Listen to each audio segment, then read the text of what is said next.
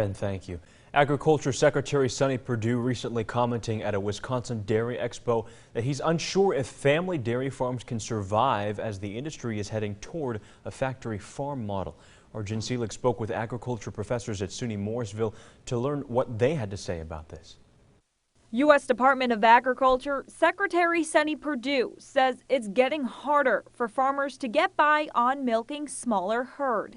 It's going to be tough, but you use your brain, you use the brain God gave you, and you can come up with something that'll work. Professors at SUNY Morrisville, the state's agricultural school, don't fully agree with Perdue. We have to remember there's antitrust laws involved. Technology most certainly will dominate the future of this industry.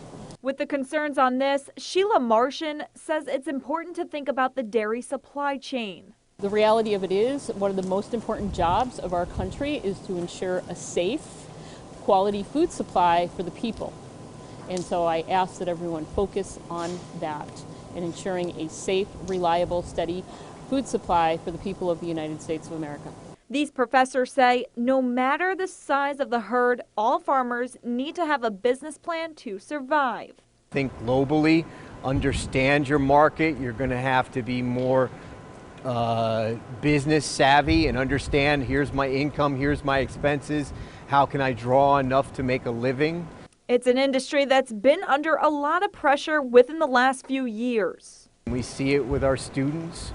They come in and ask, things aren't going so well, what can we do? And we try to point them to the appropriate resources, FarmNet and the local extension agents and all those people to help them. These farmers are very hopeful. No matter the number of herd on the farm, there's still a business attached to it.